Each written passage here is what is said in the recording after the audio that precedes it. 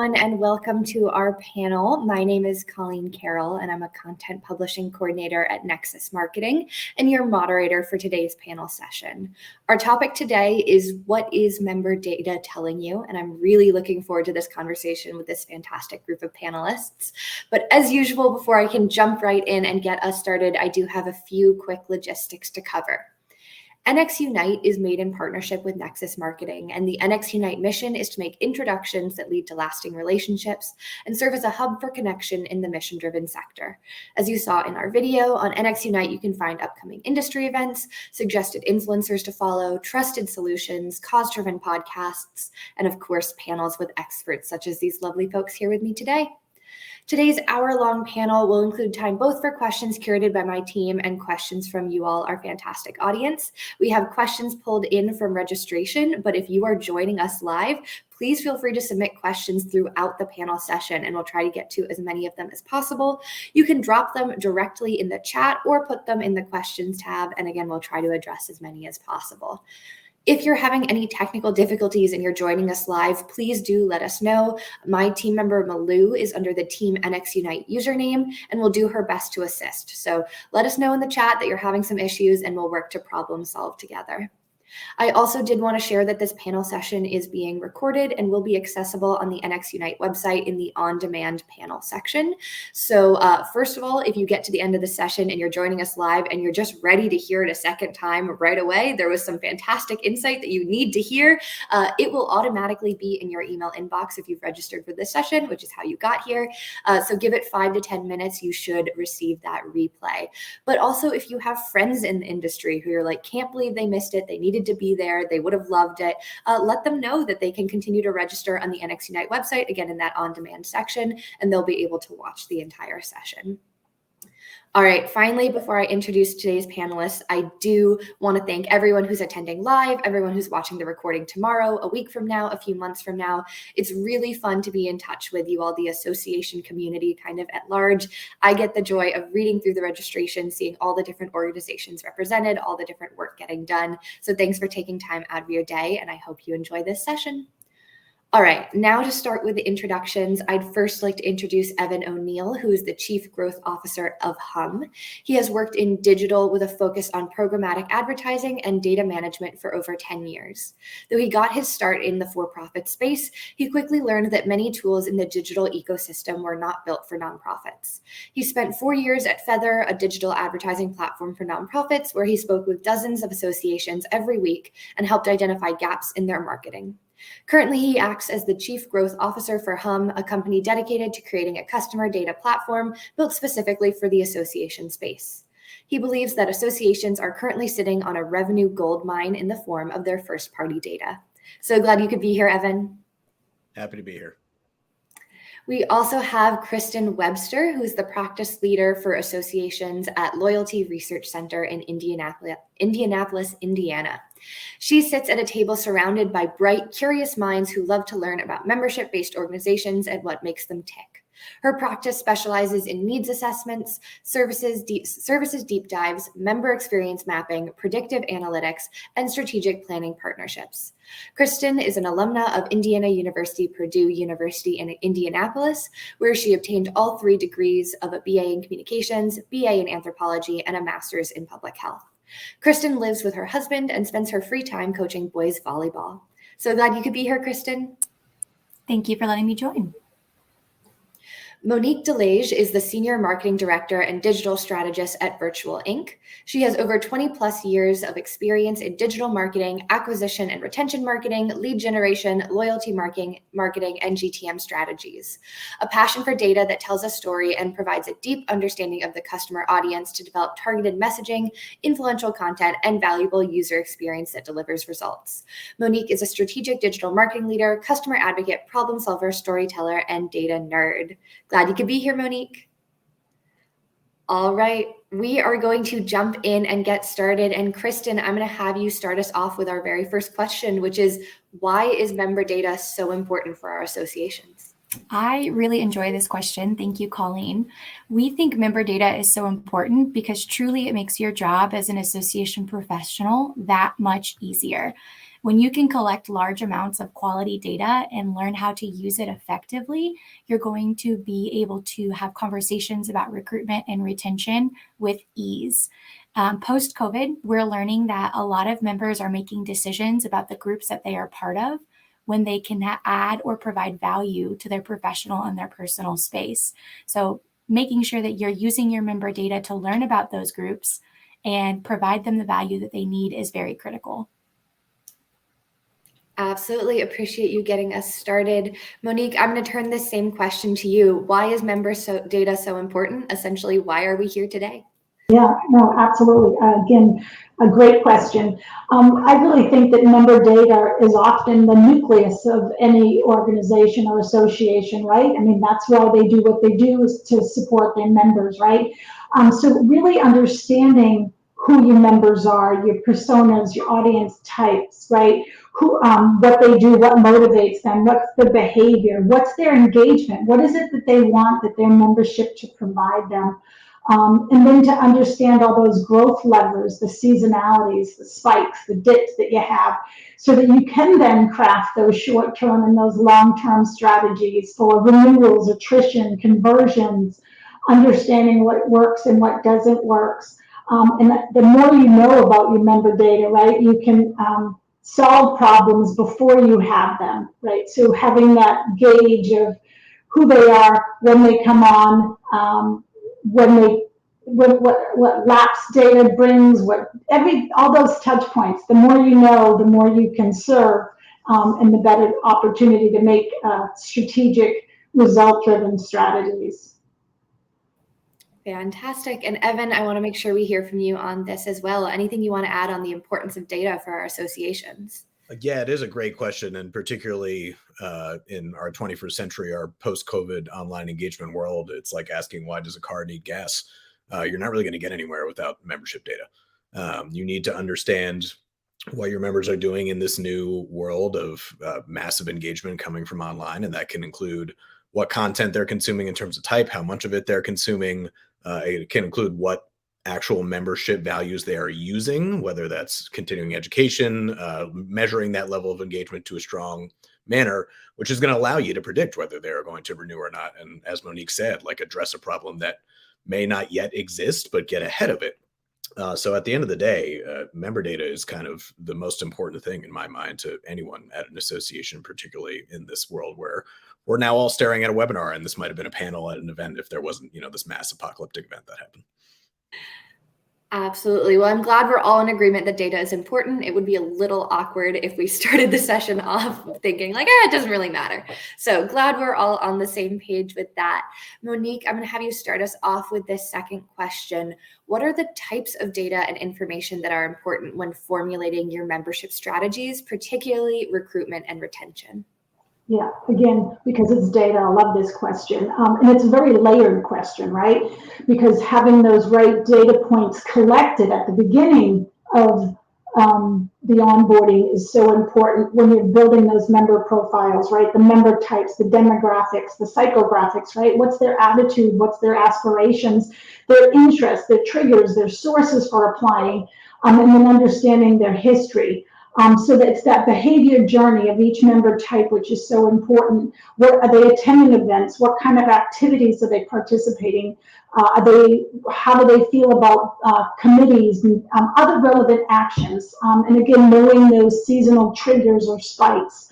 When do you see traction in membership, right? Is it an annual renewal membership, or is it based on an anniversary, right? Those are the things. So for me, it's the triggers that garner the most success. And again, those touch points, it could be social, email, referral. It could be a personal outreach or action after an event or participating during an event. So understanding those historical patterns and having the holistical view over the past 3-5 years to understand the trajectory, right? When you're developing those recruitment strategies, make sure that they're integrated across the member journey and knowing those member personas, what works, what doesn't work. But I think it's also a good opportunity to look at re-engaging lapsed contacts. Yeah, I And totally agree with everything Monique just said. When I think about types of data, I think the association space is coming around to the idea that personally identifiable information is not the only kind of data that I need when it comes to members. It used to be I need their physical address, I need their title. It eventually became I need their email address too, so I can send them direct mail, so I can send them emails. And particularly in the past 5 to 10 years, it's become, well, I also need to understand what pages of my website they're looking at, what forms they're filling out, what is the transactional data on top of the demographic that I have, and what is even the behavioral data. Like, are they coming to my website once a month, once a week? Not at all, because that's a pretty big red flag for me at this point. And I need to use that to do exactly what Monique said. I need to build that into marketing for engagement, membership growth, membership retention, in order to effectively segment that audience, saying these are my at risk for churn members. These are people who are almost guaranteed to renew, and I just want them to maybe make that referral, like Monique said. So there's a million different types of data, but when it comes down to it, for me, it's about how you segment that data and making it actionable. Data is great, but unless it's actionable, it's not going to do much for you. absolutely. Kristen, anything you want to add on this? I think getting really detailed with the data that you have too can be helpful. For example, we have some medical societies that know exactly the patient volume and the most frequent billing codes that their members use, and that allows them to shape more focused and applicable educational programming. So don't be scared of the details. Sometimes it can feel creepy how much you might know about your members, but it's really impactful. The more you know, the better your relationship with them will be, for the exact reasons Monique and Evan mentioned. Your ability to profile and segment those groups with a lot of specificity is really important and makes your job easier. Yeah, I'm going to add one more thing here, which is there's no ubiquitous answer for all associations. Like, if there's one thing I've learned in the association space, there's associations for everything. Like, two of our clients, PCMA and SSP, so Professional Convention Management Association and Society for Scholarly Publishers. Those are two very different entities, and they're going to have different types of data that they care about. So while there are these like broad swaths of information, whether it's behavioral, demographic, first party, third party, at the end of the day, you have to identify what data is important to you as an organization, because each association is truly fairly unique. Yeah, and then remember that membership can also be an individual, but can also be corporate, right? So looking at those data points, understanding who that audience is, and sometimes you might have an association that's both individual members and corporate membership. So it's the more you know, the better you can serve exactly to what Kristen and Evan has mentioned. Fantastic. Fantastic. Evan, I'm going to have you start us off with this next question. I imagine that many association professionals watching this feel that they have kind of a basic grasp of their member data and their strategy related to it, but maybe looking for ways to be even more strategic, kind of innovate what they're currently doing. So any advice for our professionals on the call who are looking to improve their data practices? Yeah, I said it already, but make it actionable. It's great to have statistics and know how many people are doing a certain thing in terms of data, or what amount of certain membership type you have. What are you going to do with that? And that comes down to, at least in my mind, and I'm biased as a person with a 10-year marketing background, marketing. I think you need to best understand how to communicate with those people, and that data point could simply be whether they have high email engagement, high website visits. Am I communicating with this person through a retargeting ad, or am I communicating with them through email? Or if they're of a different generation, is direct mail still the best way for me to go? Is that how I can get in touch with that human? And that's really what a lot of this data can tell you. So make sure you have the right tools in house, and I'm sure we'll discuss this later, to unify all of that data, because it might live in different places. You might have a membership management system, a learning management system, an email marketing platform. It's a bifurcated world in the digital space. So make sure that you can pull all of that into one place, and then make it actionable across whichever of those channels that person is engaging with, because you want that data to turn into an end goal, whether that is non-dues revenue, membership engagement, membership retention, membership growth. All of these are things that data can drive you to, but unless you are able to segment properly and unify all of it, it's going to be a challenge to make that data as actionable as it can be. Definitely. Kristen, I want to hear from you on this as well. Any advice for growing or improving data practices? Yeah, I think to Evan's point, there are so many tools and resources that are available. Many associations have to use multiple from a budgeting standpoint or an access standpoint. So don't be afraid to work slowly in this process. Figure out how you can integrate data collection into things you are already doing. Collect your demographics up front in that membership application and onboarding process, and then verify them again later on in an event registration process. Slowly roll into monitoring digital analytics, website visits, newsletter clicks, things like that, and just build your own data process into what is best applicable and easy to access across your group. When you're consistent and diligent with the way you use those things, your data process becomes much easier to manage. And I don't think anyone on this call would expect you to go from 0 to 100 in the way that you're gaining and accessing data. Take your time and learn how to use it effectively, or else why are you collecting it?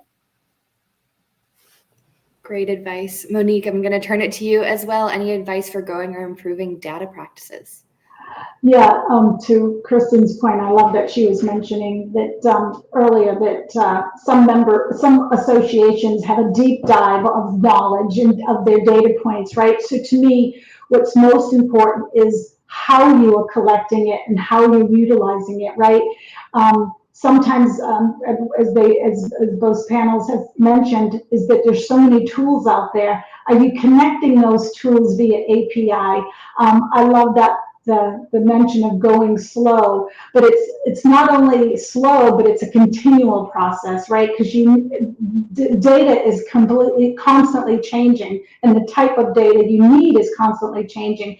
And because there are a plethora of tools out there, I think do your homework, right? What are the key points that you are critical to your membership? Like, right, do you need a tool that is going to take survey results that's only member driven, right? Do you want gated content? But making sure that you understand the tools that you are using, are there a way to maybe limit them? Because sometimes there's a lot of duplication of tools, right? So but not only are tools costly, what ones are the most robust for scalable, right? So what you use today, will it serve you 5 years from now? So understanding the tools from that perspective and how it meets the needs of your membership data, I think is critical. And then constantly looking at that, because again, it's going to change. And then having those dashboards that you can look at what data you are pulling and is most critical. And then sometimes by understanding it, you can see those gaps of additional data points that you can add back to your membership application form, right? That's another thing that you should constantly be reviewing, is that application form and how that is feeding into whatever data resource you are utilizing. Yeah, I totally agree. I think it's about laying a foundation. And that goes with moving slow and something that you can use, not just now, not just in 6 months, but in 2, 3, or 4 years, because we're talking about membership. This is not buying a pair of shoes that's a quick purchase. This is a long decision and a renewal oriented decision most of the time. So you need something that you're going to use in the long term. And I also think it's important to think about who owns that data. With the onset of COVID, a lot of associations turn to social channels. But at the end of the day, if you're posting things on Facebook, Facebook owns that data. And Facebook is certainly building tools for a lot of great companies, but their business model is oriented around Nike and Amazon and e-commerce brands. So make sure you're doing something specific for the association space, who understands what a membership goal is versus trying to make a transactional purchase, and make sure that you are attempting to own all of your own data. Privacy is a big conversation in the data space right now. It is rampant across the EU with GDPR. It's coming to the US slowly but surely. So you need to make sure you are up to date on data privacy laws and that you are the one owning your and your membership data. Definitely. All right. Monique, did you want to add something there? I just think exactly to Evan's point is making sure that you have ownership, but not internal ownership of that data, right? So that you are are being good stewards of all that data, that you are following those regulations, that you are not sharing that data, that you provide that clarity to anybody of what you are collecting and how you are going to use it, right? I mean, there could be a whole webinar on that, right, on the legalities of data. But it's something to be aware of, and then hoping that each association has an expert on staff, or whether it's an on-staff or a service provider that is providing that guidance and knowledge, because it can lead to some unhappy situations. Definitely. Definitely. All right. I think we've already started to touch on this question, but I want to kind of address it officially. For those on the call who may be a bit overwhelmed with their data or in kind of figuring out how to use it strategically, what advice do you have? And particularly, what tools or resources are out there for them so they're not alone as they're dealing with potentially massive amounts of member data? Monique, I'll stick with you right now. Could you start us off with this one? Yeah, it can be overwhelming, the amount of tools out there for cultivating membership and containing all those profiles. To me, again, I think you have to go back to the foundation of what are the top 3 or 4 priorities that are needed for you in that membership, and understanding those tools to make sure that that tool provides you the results that you need, right? And I've mentioned this before, this is something I am such an advocate of, to ensure that whatever tools you are using, that there is an API to connect it to the next tool, so that the data is automated, right? You don't want to have to manually pull this, manually pull that, and then connect it, because it's never going to come out right each time, depending on, any human error is there. So know the membership platforms that are required. What are those things that you have to have? And again, going back to the scalability of it, right? Making sure that there's a good, better, best platform of that tool. I know at Virtual, we actually have a proprietary program that we're building, that we've learned and are building over the experience of 30 years. And so looking at the platforms that we currently work on, there's probably like 15 or 20 platforms that we are currently utilizing with some of our clients. And so giving them the tools and knowledge of the platform that might be best for them. But just do your homework, I think, is probably the best advice. Definitely. Kristen, any advice you want to give of tools or resources, or just general advice for people who are a little overwhelmed with their member data? So I'm biased in this space because this is what we do day in and day out for associations, but I think you cannot go wrong with the member needs assessment as a basic tool to gather and understand your data. So this looks more at performance evaluations, what they think is important in the organization and how they think you're doing on delivering that expectation for them. And when we do that, we offer a form of segmentation that allows you to understand why they're members to begin with. For example, if they joined for legislative and advocacy efforts, we can tell you, help you understand what they're looking for and what they value most out of their membership. And then you personalize their experience for them. So whatever actual system or tool or software you use to do that, you still have to have that foundational knowledge of what they're looking for to make that profile piece more impactful for them. Excuse me. So you might learn that a specific newsletter with advocacy news at the top is more important, and they could take or leave anything else that you offer. So you just make sure they get that every day and they get the info they need when they need it. It builds into your marketing piece. You can profile prospective members that look like this legislative and advocacy group and talk about your efforts in that space with them when you're having recruitment or potential retention conversations as well. So segmenting beyond our communication needs, but also needs of why they're there, the resources and the way they're going to apply and use their membership can be really critical as well. And something as simple as a survey can help you uncover that. Yeah, that's so true. Over to you. Yeah, no, I'll say I'm biased too, because we're also association centric over here at HUM. But I think everything Kristen said hits the nail on the head. And I think she touches on something that we talk about, which is membership data is not limited to the member. It's also limited to content. So like if you have a content piece that when it's consumed, it's consistently consumed by people who are renewing all the time. you need a profile of that content as well. You need to treat that content as a first-class object. That could be a survey, that could be a blog post, that could be a webinar, whatever it might be. So it's easy to get overwhelmed when it comes to tools, but combining what Kristen and Monique said, it needs to be a unified tool set. You need to understand whether it's through a feedback survey, whether it's through an email open rate, whether it's through how many people visit a specific portion of a website during a renewal period. You need all that data to talk to each other. And part of what you can do with that is continue to evolve and build the foundation of that data. So yes, keep questioning the tools, test everything you can. I know a big point at ASAE this year was the call to experiment. Now is the right time to experiment big and small in the association space. The sad matter of it is COVID was a hard hit for a lot of the world, particularly the association world, which had been heavily reliant on more traditional methods like direct mail and events. And when those go out the window, we're in a whole new playground, and that requires experimentation. So experiment with new tools. That's the best advice I can give when it comes to tools, is don't be afraid to jump in and try something new. Don't blow your entire budget on it. Of course, you're a nonprofit, but you absolutely have to be trying new things in this day and age.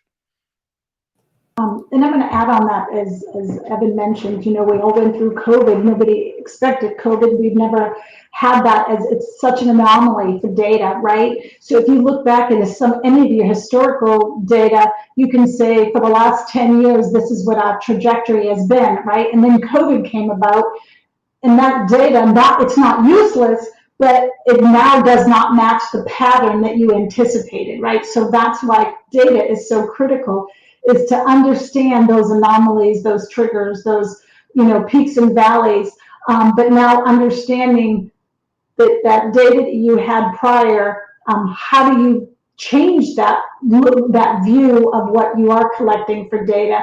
Because associations and membership, what people expect has changed. And so that's where the importance of data to continually look at that, but understand those COVID situations does change trajectory. Yeah, I think Monique's right. I mean, no one could have predicted COVID. But if you do have the right amount of data, there are things you can truly predict. Like if you can create a good picture of, this is what a renewing member, this is what an engaged member looks like in terms of data. They're doing at least X, Y, and Z, whether that's they're attending an event, they're coming to a website a certain amount of times, they open my newsletter at least once every other month. If you can combine those things and create a hypothetical profile as to, hey, if people do this, they are likely to renew, they are likely to be with us for a while. That is extremely powerful. And that talks about the unification, that talks about the foundation we have to build.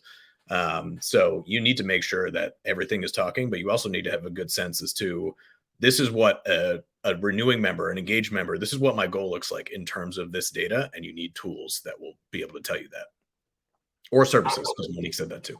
Yeah, and don't you think that the member type has changed, right? A lot of associations are realizing that, let's say they had 1, 5, or even 10 member types, they're now having to develop new member types based on the changes that have occurred. So I think that's something that the data is constantly telling them. While you can data map a perfect persona to say, this is a lookalike that we want to duplicate so that we can obviously continue to succeed on that one member type, there's opportunity to change that and create new member types based on the data. And I think it could go even further, saying, because the values of membership have changed. What was like the reason someone renewed, the reason they became a member in 2019, it's not the same now. It is totally different. So you need to understand, and this could go back to what Kristen was saying about the surveys, like why? Like when someone renews, that's a great opportunity to ask them, why the heck did you do that? Why did you renew? What's the value you are getting out of my membership, so I can keep leaning into that and keep delivering it to you?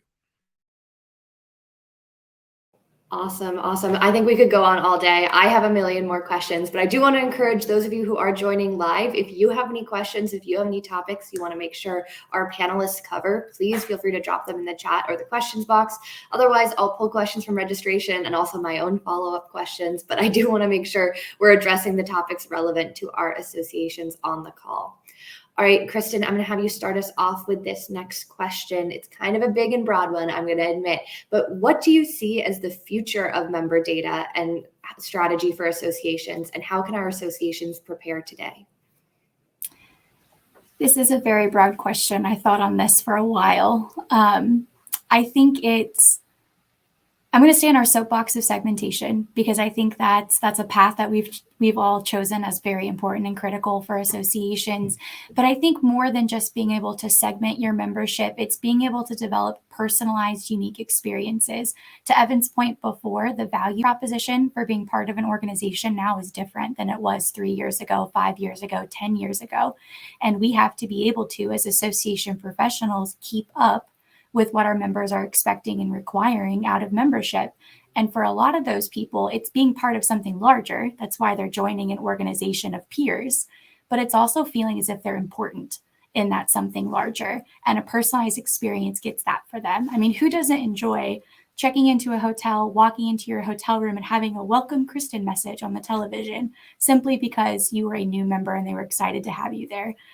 That piece makes a big difference for members today when they're very discerning on where they're putting their time and their effort, especially in the association space. I think that can also extend to why and how they join your organization. Monique, to your point, member types are becoming especially more important. We're learning that member organizations, particularly younger professionals and those nearing retirement, as they think about these organizations, are interested in membership types that give them access to only what they really need. They don't need the whole shebang. They're not going to use any of it. Give me the tools and the resources that are most applicable to my time in my profession right now. So tiered and segmented membership structures are becoming a more popular concept across associations. And I think it's worth considering on the impact it could have for your membership. The type of data you would need to make that decision is something you'd also want to consider. But regardless of the size of your group and the industry that you are serving, the professionals that you're serving, you might think about how that type of approach to membership would change the data you need to collect and shape as well. Definitely. Evan, over to you. What do you see as the future and how can we prepare? Yeah, the future is future proofing. It's exactly right. Kristen has the right soapbox here. I'll jump on that box as well, of segmentation. At the end of the day, and I'll bring it up again, the joke I make all the time is that I will retire before this actually happens, but Google will eventually get rid of the cookie. And all of these methods of tracking people down to an individual and identifier level of data is going to go out the window. That is all the data privacy we were talking about earlier is just shifting to a more privacy-centric world where we're not targeting a person, we're targeting a cohort. And that means segmentation based on actions, based on identifiable information, whatever it might be. So the best way you can prepare is to, one, start building segments yesterday. If you are actively segmenting your audience, you are creating a future-proof method of reaching out to that audience, even if you lose something like a cookie in terms of reaching out to them. What you can also do, particularly when it comes to membership data, is start building for the next generation. If you want to talk about the future of data, one of the major issues, particularly in the medical space, somewhat the finance too of the association world, is retirement is coming, and a large swath of actual members are going to retire. And if you are not engaging with the next generation, who engages entirely differently with the internet, with the world, than the previous and the one before that and the one before that, you are going to enter a world where you have a lapse in membership, and you can't afford that as an association. It's too many dollars. So if you want to future-proof data, if you want to future-proof your association, you've got to start talking to millennials. You got to start talking to Gen Z. You got to meet them where they are. That is online and on a lot of different platforms. So whatever you can do to segment and do that, and there are tools to go back to the previous question to help you do that. That is what you need to be doing to prepare yourself for tomorrow. I'll add too quickly, sorry, Monique, grab the knowledge of those people that are leaving the industry. If you can serve as the funnel for that historical context of these professional experiences, that's a really great value add for your members. All right, Monique, anything you want to add about the future and how we can prepare? Yeah, well, so I really think the future for membership associations is bright, right? But as both Kristen and Evan have mentioned, is the members anticipate and expect high engagement opportunities, right? They want to have that perceived value for the membership. What are they getting? And not only from existing members, but prospects, right? They think differently. And there's a lot of competition. So understanding what you're delivering as part of your membership, what is that journey that you're providing them? Create new onboarding touch points, again, based on your audience. What are those touch points for each of those segmentations, right? But not only just the new members, but continually to cultivate existing members. To what Kristen mentioned is, yeah, look at some of those seasoned members that may be falling off based on retirement or what have you, and definitely learn from them. Potentially use them as influencers, right, for the new members, right? Because a lot of times membership is really about networking and community, right? And also upskilling or expanding your professional traction, right? And so utilizing all those member segments so that each can learn from the next or provide value from that membership. So it's not just a one-sided membership. It's not a one-size-fits-all, right? But I think another opportunity for the future is for membership organizations to start looking at partnership and co-marketing opportunities, right? Is there another membership organization that they could partner with, right? So that they could collaborate and expand their network base. Or maybe it's not just even membership, but maybe it's part of the education or the webinars they can do. And I think the more you can network and partner with organizations that are like-minded, I think you'll see better opportunity for success and longevity, so that whatever your membership is doing today, they're constantly looking forward. Again, I do think that the future is bright. I agree with that. I think the idea of co-marketing, referrals, influencing, social selling, whatever you want to call it, the idea of person-to-person interaction, which we don't get a lot during the pandemic, is paramount importance to the association space. As a slight tangent, my wife is a member of an association. She's a chemical engineer. She's at the annual conference for AICHE in a few days, the American Institute of Chemical Engineers. I know for a fact sometimes she will attend that conference or other conferences simply because the right people are going to be in the room for her to further her research, for her to reconnect with, because friends are going to be there. And I don't speak chemical engineering talk. I speak marketing talk, so she can't quite get that out of me all the time. But this idea that there are referrals and like one generation can talk to another, learn from them mutually, really, is massive. And I think associations are extremely well poised to do influencer marketing and truly turn folks who might be a churn member into the idea of an alumnus member, someone who still gets all those benefits, doesn't pay $1. Their job is just to promote all of the benefits to whoever the next generation is.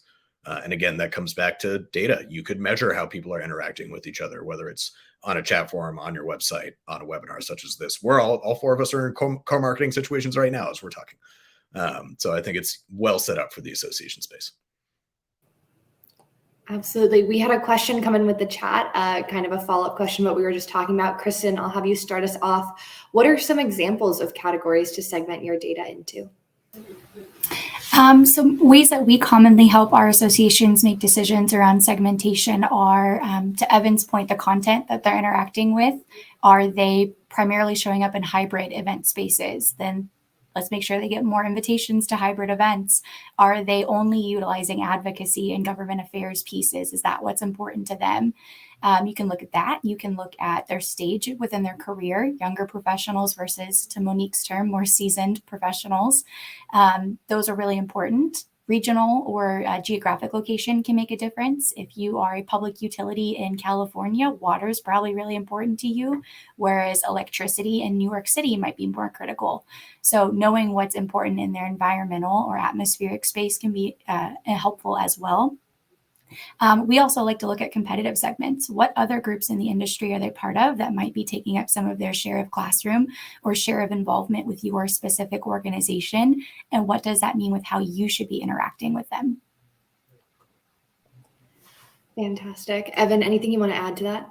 There are a million things you could segment off of, and I could write like an entire 10-page paper on it. I think Kristen hit the big ones, and like some of them will be very top of funnel. Member versus not member is a very basic one, or membership type is a very basic one. But if you do get that definition of here's how measuring member engagement, well, there could be high, medium, low levels of engagement. You could build segments based on that. We'll even from our content standpoint, we work with a number of associations who publish long form content, might even have their own journals. What keywords are associated with those journals? Are there keywords we did not realize were associated, and people who tend to engage with those? We should publish more content around that. Keyword is a basic way that you can do segmentation. short read, mid read, deep read, as we call them, which is, did they actually read the whole piece of content? That's a method as to how you can segment people, how they pay for membership. It sounds crazy, but that can also define a different type of member in various different ways. And I think the attendance thing is very big.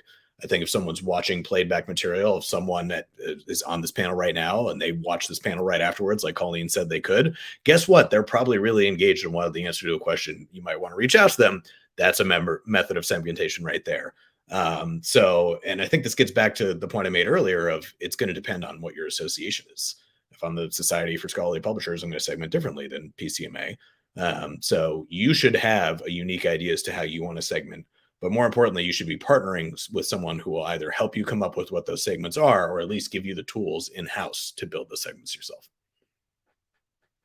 Monique, anything you want to add in terms of segmentation? Yeah, I think it definitely is an individual association decision on the type of data they're going to collect and how they're going to segment it, right? While there's lofty opportunities, and Evan had mentioned, yeah, you could have a dissertation on ways to segment. It's how you're collecting it, number one, right? And how it's attributed to each of those contact types, right? So it starts at the contact level and what kind of data you're able to fill into that contact. But if you think about that, if you think of beyond that, is how are you using it? What if you only have 10% of the data collected on this one data point, right? Is it still viable, right? And so while there may be 25 different segmentations that you can filter into each of those contact types, it's only as good as how much you've collected based on your total membership number, right? So I don't think there's a perfect number, but the more you can collect, the more you can serve to their member type what they want, right? And so as Evan was saying, is if they've attended either an in-person or a webinar, right, then you can then segment them when you're sending out registration for an in-person. You know that you can have a higher return on someone who is a return in-person attendee, right? And so that stuff is great, but I think when you filter down into just the membership, I think it's how you're collecting it and the success of the percentage of that collection of data per each of those contacts. Again, and then quantify it over your full membership database. I think it's how somebody should start looking at it. I'll also throw a warning out there because I think it's very related to this dissertation that the three of us might end up writing after this. Don't over segment. It sounds dumb, but it's completely possible. If you're layering so many different filtering criteria over something that you get down to 5 members and you're a 5,000 member association, I'm not saying you shouldn't serve those 5 members, but is serving them going to help the other 4,995? So at the end of the day, you do want to build segments. You want them to be granular, but you don't want them to be so granular that you're no longer serving the general constituency. Wonderful. We had a question come in from registration that was about kind of my understanding from the way they worded it is like they understand the data, they get it, they work with it, but they have to convey it to leadership. They have to share it with other people in the organization who are not related to the data. They aren't in it every day interacting with it. Any advice for the best practices of doing that, best way to convey it to people who data maybe isn't really their thing? Monique, can I start off with you? I would, because I love this one, right? Because everybody digests certain information differently. And I think that's where dashboards comes in, or infographics. Everybody can understand an infographic, right? When you can show 50% of this, 50% of that, or whatever that is, you know. So I think creating it in a visual for leadership is very impactful, right? But having that data points to show them, I think is what you need. But not only just the infographics, but showing them historical data, right? Because data doesn't lie, right? That's the one thing about data is it doesn't lie. It tells the story. So be able to show depending on what the request is, but they should be able to show 3 years, 5 years trajectory or whatever that is. You know, we've done this before. Give them examples to say we've done this before and it hasn't worked because of this. But not only just showing them for them to understand, but maybe giving them options. Like if this doesn't work for you, how about this? You know, so I think making it digestible, always giving options, showing the data, history, and having a dashboard that is always available. Some of the, I think the key things that for leadership and anybody who is the analyst collecting it or the marketer who's using it to create these strategies. Wonderful. Evan, any advice for someone trying to get data to someone who's not necessarily data focused? I think Monique is exactly right. Something I've said many times is data itself should be almost annoyingly complex. Presentation of that data should be simplistically brilliant. It needs to tell a quick summated story. And if you want the nitty gritty details, if you want that 10-page dissertation, that exists behind it. But this, and candidly, this sounds like a, how do I tell the board I want to do this question, if I'm being honest. This is something that needs to be presented in a visual format, in an understandable format, with totally the open door of like, I'm happy to give you the AI version of whatever this might be, and you may or may not understand it. But here's how we got here. I'm going to tell you what I'm going to tell you, then I'm going to tell it to you, and then I'm going to tell you what I told you. That is what a good data presentation is right there. So I think visuals, I think making it simple and giving a brief understanding as to how you actually got there and what the data methodology was. And I think making it very clear that part of the reason that you are doing what you're doing and that you are not masking this data is because you were hired for this. You have confidence in this person who is managing all of your data, and you have the resources, whether that's a tool, whether that's a person in-house, whether that's the outsourced service, to make sure that this data is actionable. And this is the strong recommendation you're bringing. And here's how I'm going to tell it to you. Wonderful advice. Kristen, anything you want to add in getting data? Visualize it, as Monique said, make it simple and easy to understand, as Evan said, and tie it back to an objective of the organization, where you might have KPIs or strategic priorities. If your data can inform or highlight or move one of those forward, that needs to be your leading argument. The data points behind it are just things that help make the decision. But if you can help them solve a problem or answer a big question or move something forward in a way that's not being moved forward currently, you're going to be more successful regardless of what data you're presenting. Data is supposed to solve problems. You're dead on. Ideally, yeah. Fantastic. I'm going to sneak in one final question from our registration. Unbelievably, we're almost at the end of our hour. I think we've touched on this a little bit, but I think there's always more to say, always more advice to give. Particular request for what kind of roadblocks, stumbling blocks should be avoided. I think this person's new to data is how they explain it in the question. They're new to handling this. What do they need to avoid? What mistakes have been made before and do not need to be repeated? Evan, can I start off with you with this one? Absolutely, you can. So I think if you are new to data and you are trying to use it for association, the first question you have to ask yourself is, am I trying not to be new? Like, am I trying to educate myself and get experienced? And am I going to lean into this truly on a self-serve basis? I'm going to take this in-house. Or am I going to rely on someone else, whether that's outsourced or hiring someone who has the expertise to get this done for me? There's no wrong or right answer to that question, to be clear. It's just a decision you have to make. If you go with the prior, you need to make sure that you have a tool that is not just usable in-house, but has the necessary support to get you from level 1 to 2 to 5 to 10 to 100. And that usually comes in the form of, an easy to use tool, something like a help desk, something like an actual human being to talk to. And this is where it can be frustrating working with a Facebook or a Google, where it can be hard to get in touch with a human unless you're spending, 6 figures on media. Let's be real, most associations aren't going to do that at the end of the day. And if you go the other way, make sure, even though someone else is quote unquote doing it for you, that you are staying as in the loop as possible and you understand what's going on.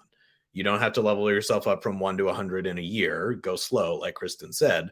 But even if you are outsourcing this or insourcing it by hiring a second person, you should be abreast as to what's going on so that you can educate yourself. And the next time you have to ask yourself this question of, here's my big data task, am I going to take this in-house or am I going to outsource it? You'll have more options, or maybe you'll be able to lean on the in-house side of things more. That's a short answer, but that's probably my best one. Awesome. Monique, anything you want to add to this in terms of stumbling blocks to avoid? Yeah, I think stumbling blocks to avoid specifically is a human being actually pulling data from someplace and creating a spreadsheet with it.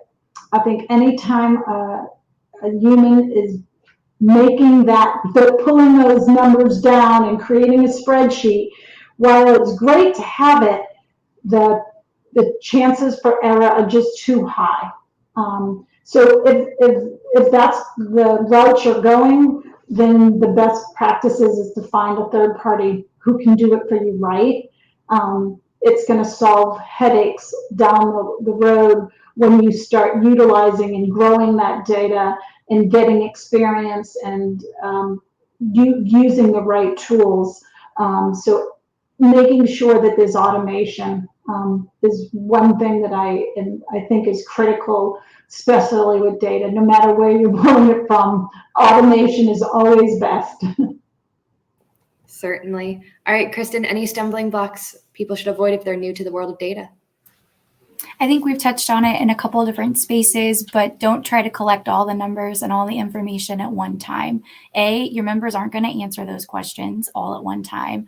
And B, if you're new to the world of data and how to apply it and use it for your association, what are you going to do with all those numbers and data points at one time? So go slowly, work into what's most critical first. For some groups, it's going to be professional information, their tenure in the industry, where they're at in their stage, if they're certified or not. For others, it's going to be their use of content. If you're a content or education or professionally development-focused association, let's pay attention to those data points first. So prioritize what you're bringing in. And then to Monique's point, make sure we're not bringing it in and then manually tracking that. Try to find some form of automated or a systematic process to do that so that you reduce human error, because there's nothing worse than reaching out to a member and saying, hey, we've tagged you as someone who's really interested in ABC event, and that person has never attended anything related to A, B, or C. That just ruins the whole experience, and you're going to be having a retention conversation with that person sooner than you thought. Yeah, I think that goes back to the point you made of having like an end goal, Kristen, because if your goal with data is, let's say, membership retention as an example, there's a lot of things you can do with it. It doesn't mean you need to capture absolutely every single data point, because the reality is, while a lot of things will direct towards member retention, not absolutely everything will.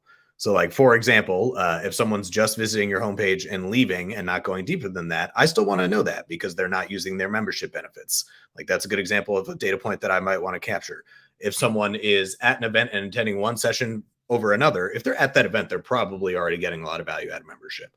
Whether or not they're attending a certain session over another one might not be what is dictating member retention. Maybe that's not the data I need when it comes to the member retention side of things. If it's whether I invite a speaker back or whether I'm adjusting content for next year, yes, that is data I want to capture. So make sure the data that you are choosing to capture, and I do use choosing very specifically, is aligned with whatever goal you have for your data strategy.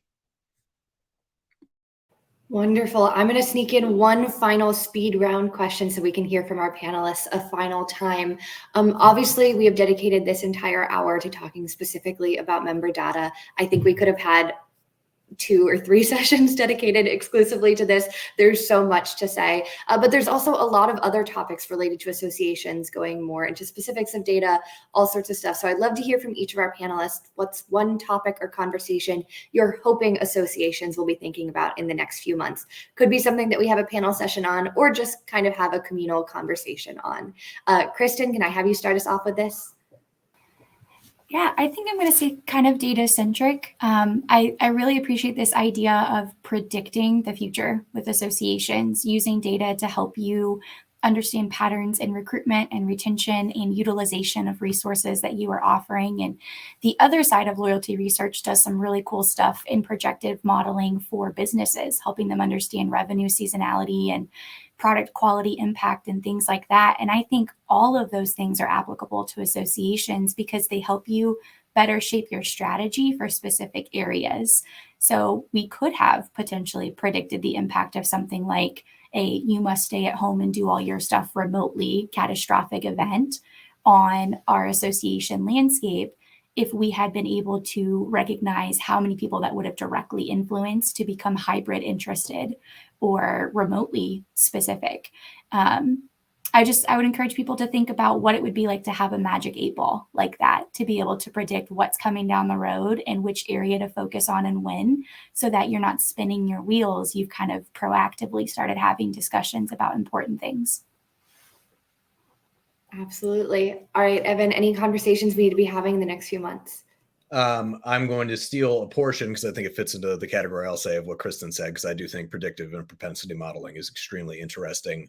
And I know it can be a scary and daunting topic similar to data, but I actually think AI in the association space is something that needs to be talked about more, which is propensity modeling, which is self-tagging, which is also autocorrect on your phone. Like AI is a big, scary word that is actually not a very big, scary thing. I have an Alexa, so she doesn't actually hear me in this room. And, that's AI as well. But I think artificial intelligence, which goes back to Monique's idea of like, yes, you have data. Can you automate it? Can you make like the data capture get smarter and smarter and smarter? Can I create a propensity model around member engagement and therefore retention? Can I like more accurately tag my content and then make content recommendations to people based on that? So I'm not emailing someone saying you're interested in XYZ and they have no interest in it whatsoever. So I think AI in the association space is something that is interesting and should be delved into a lot more. I agree. All right, Monique, any conversations we need to be having?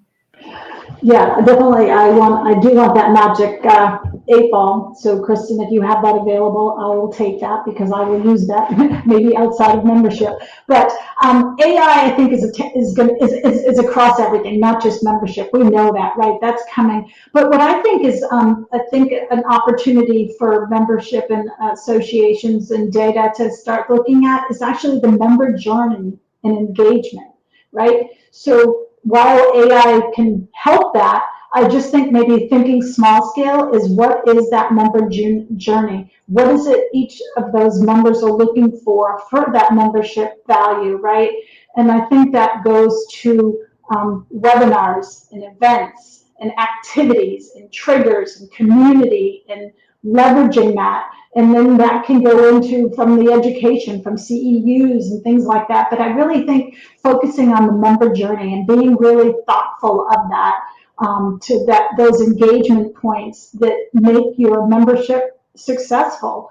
Those are the things that I think most associations are going to be talking about in the next 4 months. I think that's a really good point, Monique. I would even see it as like almost a membership timeline because it's going to be different. You need to reach out to them at different points in that timeline. So when they do use XYZ value of membership, how do I communicate with that person? If they don't, how do I communicate with that person? How can I steward them along this journey in the direction I want them to go? All right. With that, we have reached the end of our panel. We're in our final 2 minutes. So I do want to give a big thank you to our panelists. I know if we were in person, there would be a round of applause. So just know that I'm sending that to you in the virtual space. I also want to give a big thank you to everyone who attended, whether you attended live or again are watching the recording. Thanks for taking time out of your day. Hope you learned something and hope you will join us for future panels. We are having a ton of panels through the end of the year and even into the new year. We've already started planning those and getting those live. So keep an eye out on the NXUnite website, NXUnite LinkedIn. You can even find me on LinkedIn. I'll be sure to keep you updated. We have a ton of also like association specific panels, more data, more engagement, more retention specific panels. So if you're going to be there, I also recommend if you sign up for the NXUnite, like just sign up for an account, totally free. You can start earning what's called cause coins. So if you're going to be there at the panel, you can earn the cause coins. And when you amass enough of them, you can get discounts on industry software, some free consultations with some of our friends in the industry. So again, if you're going to be here with me anyway, might as well get that extra benefit. All right, that is it from me in our final minute. So thank you again to our panelists. Thank you to our audience and hope you all have a nice rest of your day.